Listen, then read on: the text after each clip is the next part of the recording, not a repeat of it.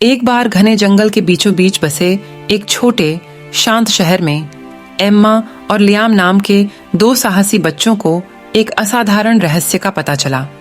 वे सबसे अच्छे दोस्त थे जो अपनी अतृप्त जिज्ञासा और असीमित कल्पनाओं के लिए जाने जाते थे। उनका पसंदीदा शगल उनके घरों की सीमा से लगे जंगलों की खोज करना था और एक धूप दोपहर में उनका जीवन हमेशा के लिए बदल जाता था।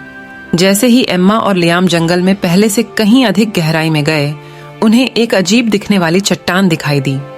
ये प्राचीन और काई से ढका हुआ था, लेकिन यह बिल्कुल भी चट्टान नहीं था।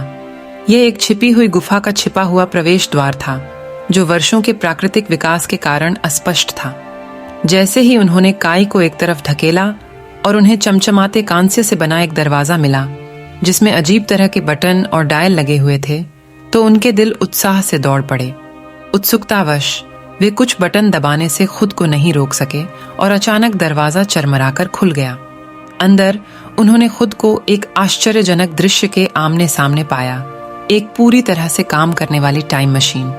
टाइम मशीन एक चिकना धातु कैप्सूल था, जिसमें आरामदायक दिखने वाली सीटों की जोड़ी और बटन, स्विच और चमकती रोशनी से ढका एक चमकदार नियंत्रण कक्ष था।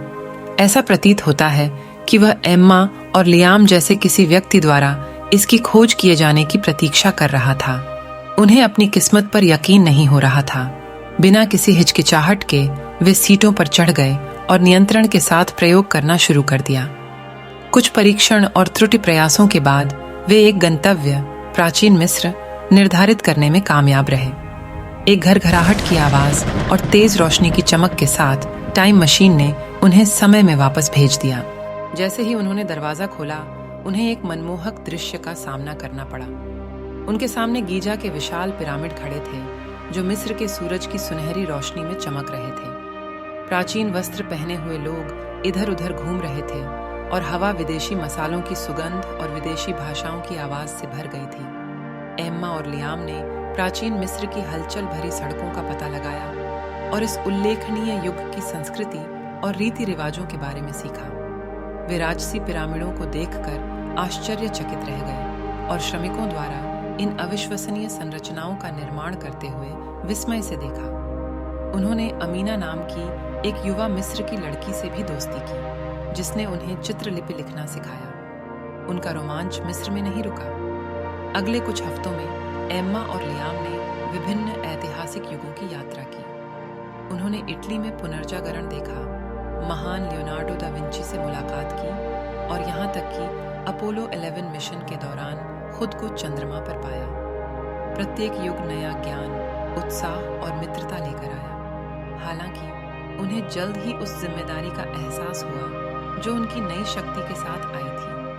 वे इतिहास को बदल नहीं सकते थे या अतीत में हस्तक्षेप नहीं कर सकते थे, चाहे वह कितना भी आकर्षक क्यों न हो। इसके बजाय उन्होंने समय यात्रा करने वाले पर्यवेक्षकों के रूप में अपनी भूमिका निभाई। इतिहास के उन क्षणों को कैद किया जो भविष्य की पीढ़ियों को प्रेरित करेंगे। एक दिन प्राचीन ग्रीस की खोज करते समय उनकी नजर एक छिपे हुए खजाने के संदूक पर पड़ी, जिसमें एक सुनहरा घंटा चश्मा था। ये उनकी घर वापसी की यात्रा की कुंजी थी।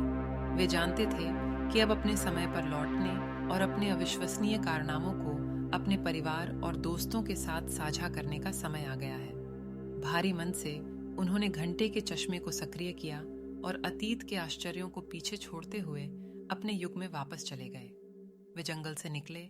टाइम मशीन के जादू से उनका जीवन हमेशा के लिए बदल गया।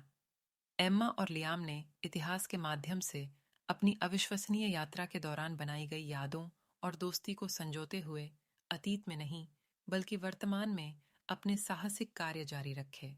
समय यात्रा में उनकी भाग दौड़ उनका सबसे बड़ा रहस्य बनी रही, एक साझा खजाना जिसने उन्हें आजीवन दोस्तों के रूप में एक साथ बांधे रखा, जिन्होंने समय के चमत्कारों की खोज की थी। कहानी के प्रत्येक वाक्य के लिए एक मध्य यात्रा संकेत बनाएं,